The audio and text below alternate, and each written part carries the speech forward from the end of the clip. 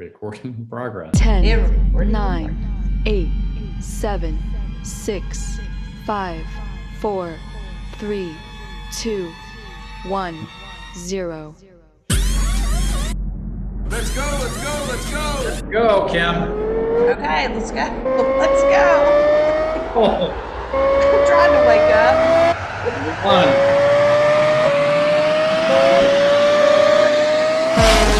Welcome to the JPAR Morning Club.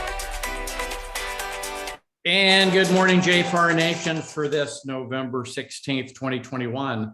There's only 45 days left, maybe 35 productive days left in 2021. How are you going to invest those days? Kim's going to invest in teaching us a little bit how to have more conversations to convert. I'm going to try. Hey, you got the date right today. Way to go. You know, I've been working on it. You know, we all have things we can improve on. That was one I missed last time with you. I'm impressed. Did you have a good Veterans Day? I did. Thank you so much. Yeah, it's one of my favorite days. You know, all of them. 4th of July to celebrate the freedoms and the amazing opportunities we have here in America and everything we stand for. Awesome. So, what are we talking about today, Mark? Well, tell us a little bit about, you know, sales is a process of, you know, you can either approach it from scripts, you can approach it from emotion and conversation. I think you were saying there's power in having conversation. Yes. Relationship. It's about relationships. So I'm coming off of, if I look a little glossy-eyed today. So last night I had my client appreciation event. So had all my, I mean, you know, not everybody can come, obviously, but had a good turnout. And, you know, everybody came and picked up their pumpkin pie. It was so good to hug people's neck and to see them and to see how they're doing. That's what I thrive on. So they picked up their pumpkin pie. They stayed for a drink. And you were right. I mean, it ended up being under $500, all pies in, all drinks in. And Wow. that was a couple of people having a couple of drinks. So we had a great evening. So, but anyway, that's what today's topic is conversion happens in conversation. And I know for me in 2022, that's one of my goals. Like, I've got to get back to calling people because I've gotten kind of lazy the last couple of years. I mean, let's be real. 20 and 21 were they were stellar years in real estate. I mean, they were very all you new agents. I mean, it was good. They were good years. And you know, you tend to get a little bit lazy and you have to get back to the basics, right? And I've got to start calling people again. So I just I had a whole other topic of what I wanted to talk about today. I was kind of finishing up my notes from last week, but I opened up my email this morning and Reminder Media, which is a really big service that I use. I don't know if you can see right up there.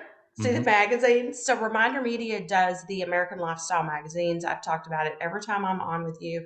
I use them. I send out the magazine every month to my past clients. They have a podcast that they do. The Stay Paid is the name of the two guys that talk. And today's topic was conversion happens in conversation. And it's episode 243 for those of you that you can go to Reminder Media. I think it's on their podcast, but it's 243, How to Master Relationship Marketing with a lady named Glenda Baker. And she's been in the business 30 years. And Mark actually was like, oh my gosh, I know her. So you want to give a little background who she is? I know her very well. She's a top producing agent, one of our Tom Ferry clients for years and years and years, and has really developed her business to the point where now she's sharing, like many of us do each day, what got her there, and an amazing, well-grounded, solid, consistent Yeah. consistent over many, many years in many, many markets, up Mhm. markets, down markets, Republicans, Democrats, whatever, and Yeah. who's ever, made money in every single market. Yeah. Yeah. She's very good about, she's very personable, and she drew me in to that YouTube immediately. So, I don't guess it was a YouTube, this podcast. So I pulled my pen and paper out. So that's kind of what diverted me. It's like, Mhm. okay, well, this is what I'm supposed to talk about today. So literally at 7 o'clock this morning, I had to shift gears, right? Because change is constant, right? It's the evolution of everything. So, point number one was, and I'm kind of looking at my notes here, but relationship marketing is long term. Like, it has to be long term. And I think this is really important because a lot of new agents tend to fall into that short term mindset. And she called it transactional marketing. So you've Mhm. got transactional marketing, and then you've got relationship marketing. And when you're a new agent, you tend to be like, it's all about the transaction and getting deals closed, and, just deal after deal after deal after deal. And you get so busy and caught up in that you forget you got to build a relationship, and you want to retain that relationship. But the more years you do this and the more seasoned you become, you start to realize, oh shoot, my sphere is going to grow by these people. And then once you get your first and second referral, then the proof's in the pudding. Then you start to see, oh yeah, I was told this is how it worked, but now I'm seeing it. So Well, the Kim, trans, if I could jump in, I just yeah, was on a call with an agent who had well over 3,000 past clients, and he hadn't built a relationship with any of them. So it's not only new folks, it's easy to fall into the transactional trap. Whether you 3,000. 3,000, Wow. and it was all transactional based, not really. And so what that meant was there was constantly having to, the biggest asset they had, they were sitting on that they were doing nothing with. Yeah. And, if you were to interview many, many agents, I bet the statistics would be pretty staggering, honestly. It You is, we know? can see it in all the studies we do that Yeah. we Well, and it's it's, easy to fall into the transactional trap, whether you've been in the business 5 days or 5 years or 20 yeah, years. It's yeah, you fall into that transactional trap. It's then you're always on the hamster wheel. yeah. Well, and it is very seasonal. I don't know that that's the word. Because you do have your peaks and your valleys, and you're busier in spring. And, like right now, a lot of us are playing catch up on that. And we're like, oh my gosh, I got to send Christmas cards, and I got to send my homestead, so you kind of play catch up. So I get that. But to not do anything with those, I mean, come on, y'all. That's Yeah, bad. that's bad. Yeah, the transactional marketing is really a lot of times that first time agent. And you're focused on the single sell. It's very short term, limited customer service. A lot of time it's those hobby people, part-time agents, Mhm. and we have to become more relational. It's like we've got to have high customer contact. It's got to be long term. We've got to have that customer retention, and and it's all in the follow up. It's Mhm. all in checking in on them, pop buys, phone calls, your American Lifestyle magazine. It's like the contact. Thank God a lot of my clients last night told me, they're like, oh my gosh, it's been so nice that you keep in touch with us. A lot of my realtors in the past just, it's a one and done sell, and I don't ever hear from them again.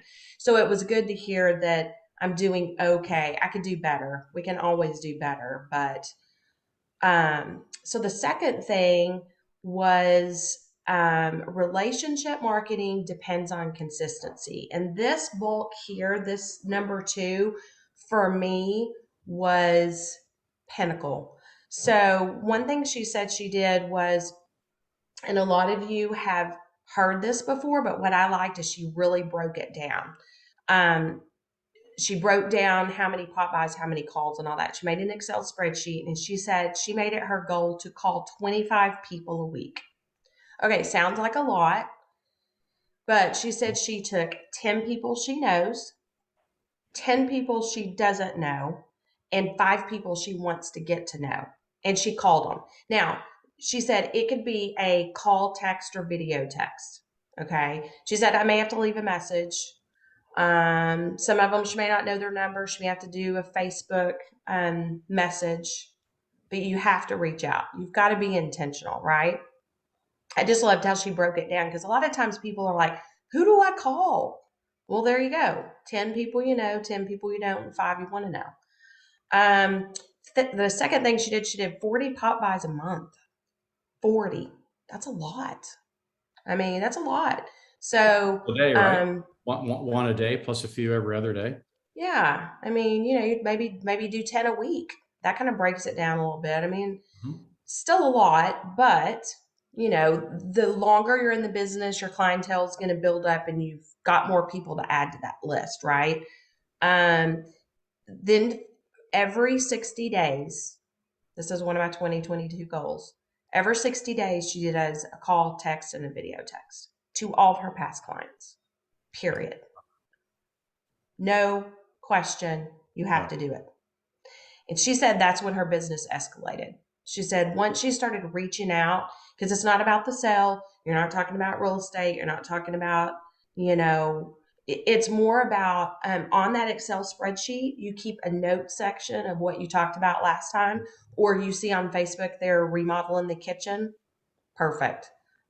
They have a new grandbaby. Perfect. You Right. got to take notes of what you're going to talk about. Okay. So Kim, I'm speaking to all the experienced agents here. I recently did a study of our top 100 associates, and even the best of the best missed 30% of their clients who had resold not using them. Average, about 7 out of 10 had already sold and they didn't know it. Yikes. So this is critical. And it's so easy, and it doesn't have to happen if you have a system like you're talking about. Yeah. Just quite frankly, to stay in touch, but it's, in a sense, it sounds so simple, so we forget to do it. Then we get in our head, well, I can wait. I'll disregard it. I'll put it off till next week. I don't want to bug them this week, whatever. Yeah. And I'm seeing a couple of people say guilty, and this is where your camaraderie, your small groups, your accountability groups, your top producer roundtable discussions, this is where this stuff really kicks in and becomes critical, I think, because you can hold each other accountable. This is why I love having a team. It's like, okay, what are y'all doing? Are y'all not doing it? Or is it not working? Was it working? Why aren't you doing it? Ranch just put in the chat bar that he just saw an Instagram post that someone said, hey, stop calling them past clients and start calling them forever clients. That's good. And I've done a number of documentation for some agents who we've documented the cash flow from just the referrals, not the ongoing business, just the referrals from one client. Let's just say you get one referral that closes a year per client for 5 years. That's $50,000 of GCI. Wow. Right? That'll change your mind real quick, right? It'll make you got to start rethinking, well, I guess I will do those pop buys. I guess I will do I call them, Kim, 554s. 5 people I know, 5 people I don't, and 4 follow-ups. Yep. Then it starts to make that a lot more compelling, right? Yeah. Well, like we said a while ago, the proof's in the pudding. I mean, if you would track it, you're right. It might make a believer out of you, and then you start doing it.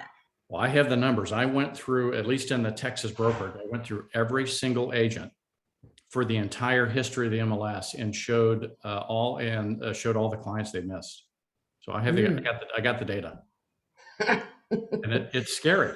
It's scary, and it just goes right to the point of what you're saying is that it's just a system. It's just a process, and it's as I'm closing out the year, Kim, here's my kind of am I letting my distractions get in the way of my dreams, goals, and ambitions?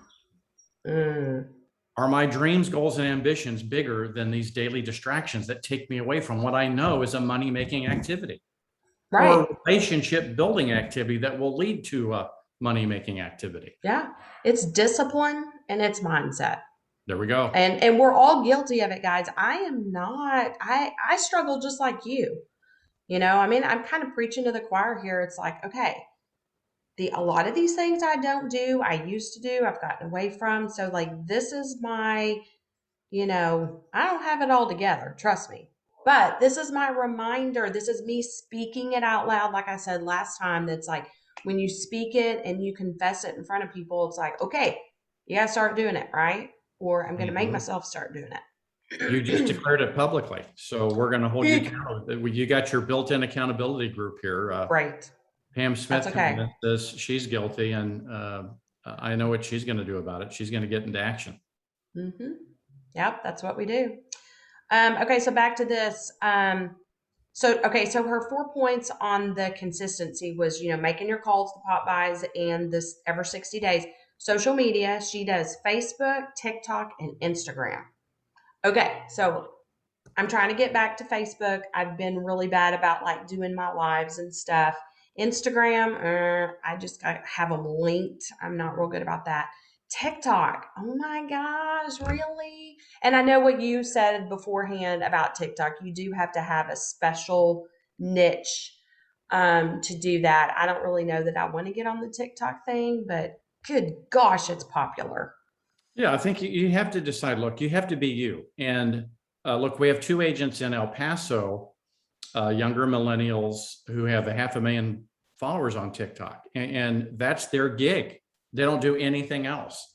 So you can chase all of this technology. And, like I had a couple of people this week trying to convince me to do this or that, or 5 other things. It's like, you can scatter yourself in 100 different directions. I think you have to decide who you are, what you want to be, and what's your platform, and just go all out. And right.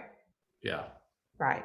It's kind of the YouTube thing, like we talked about the other day. I'm still trying to wrap my brain around that. So I'm like, okay, would TikTok be easier than YouTube? I don't think so for you. I think YouTube, like what Guy Arnold does, I think for the vast majority of us would be phenomenal. Yeah. Well, it's on my list of things to do. So anyway. Okay. So you're going to declare an intention on that? Yes. All right. Y'all can all hold me accountable. All right. Another thing too, she was really sorry guys, my late night last night's getting to me. Open houses. She was big on open houses. I mean, the thing about it is we have to be interested in our clients. We have to not be interesting. We have to be interested in them. Okay. So I don't know why I wrote that. I think that's really more about on social media than open houses. So kind of put that back up to what we were talking about social media. We reach out because we reach out to them because we see things they're doing on social media, and we have to act interested in them. They don't care about what we're doing. They don't care about, like we talked about last week, about the Zillow stuff. They don't care about, that we're playing in the playoffs this weekend in football and have to go to Lubbock. They don't care about that. They want you. Everybody wants somebody to be interested in them. So, but she was huge on open houses. Holy cow. Yeah. Something I've gotten away with. Can I share one thing that I think we're missing? Yes, please. We ought to be doing the physical open houses all the time we can, because that's how we can get this connection with real people. Yeah. But the thing we're missing that all of us can execute is a virtual open house that you boost on social media. And that could be a builder's open, a builder's model. Every single week, I would do some type of a virtual open walkthrough. Yep. Hey, it's Mark. I'm here at 123 Main Street. It's the D.H. Horton Model A, 3-bedroom, 2-bath. Let's walk through. And you boost that with some stuff, and you'll generate more connection. Yeah. You can tie it into the community. It's so easy, and it costs you nothing. It costs you nothing. Very little. And it's that engagement. I tell my team that all the time.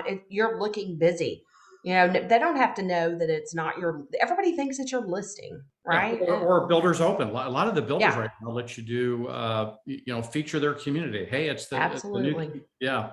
Tag them. And tag them. And then every week I would do, if I could, a physical. Right now that listings are so low, the physical open houses are a little harder, but you can do a virtual open house every Saturday. You could do one of our listings amongst right now in the JPAR brokerage. I have to look across the JPAR nation, but in the Texas brokerage, there's 2,000 listings. There we go. Uh-oh, we lost you.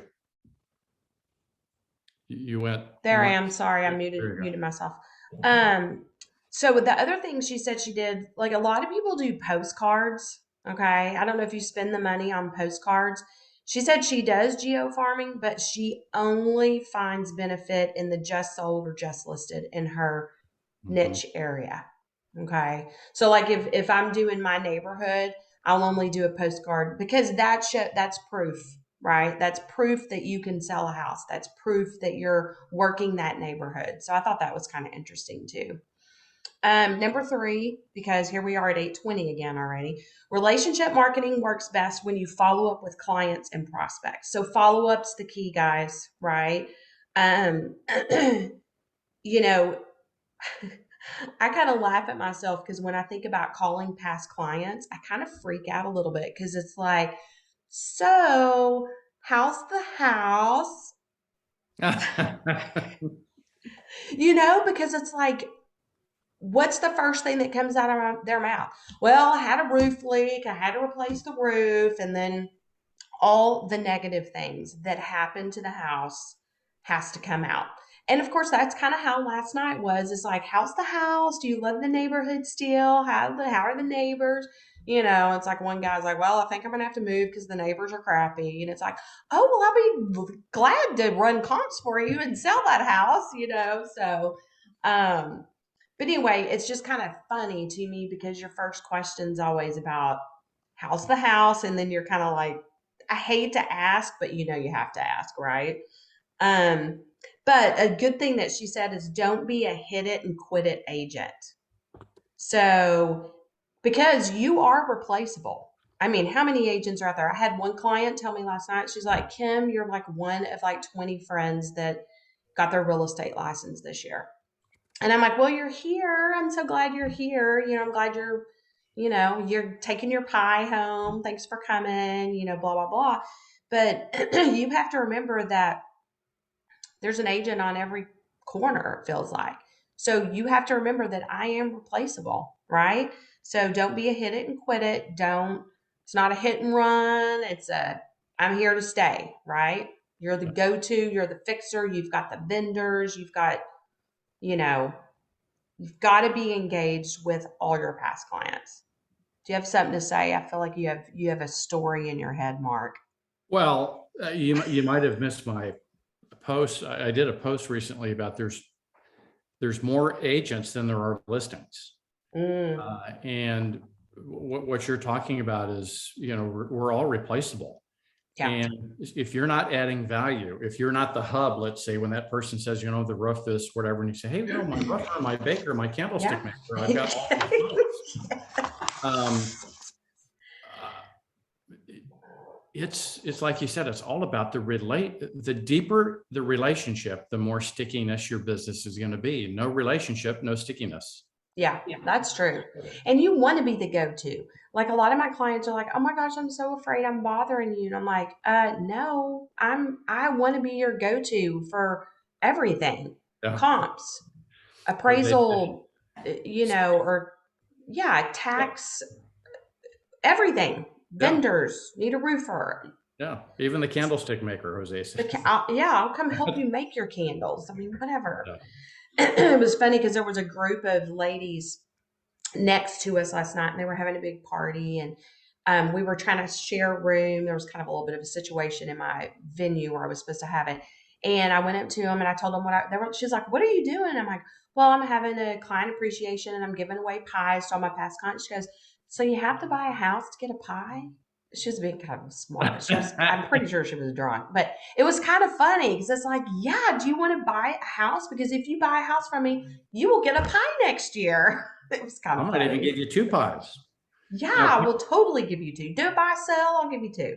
Pam's asking, how do we engage with someone you haven't spoken to for a while? Now, each of us do a little bit differently according to your personality, but I might say something like, hey, Kim, it's been a while. Yeah, where have you been? And then, and then just get into it and move on, right? So just acknowledge it. Hey, it's been a while. Hey, it's just checking in, now some of us could get by with that, but you just have to get past it. Yeah, and sometimes it is awkward because, time goes, and what I do, first thing I do is I just apologize. I'm like, this is on me. I am going to apologize. But you've seen how crazy the market is. Like, real estate has been crazy. I know that's no excuse. Tell me real quick, how have you been? Like, how's the house? How are the kids? Oh my gosh, how old are your kids now? Good grief. So I just always start with an apology, but the point is that you are reaching out. So I think that just kind of, like, time heals wounds. So like, if you had a bad deal or something went south, I have found that time kind of takes care of that. So you kind of have to, like, don't let the stuff in your mind say, oh, you shouldn't call them because y'all ended in a really bad deal. And that's what stops us all from doing this. When you think about, like, what Pam, this is the real thing. It's holding us back. It's the fear. And then we get in our head and then overthink it. And then we don't do anything. Yeah, you overthink it and you don't do anything. You got to just be like this. Okay, don't think about it. Just call. Okay.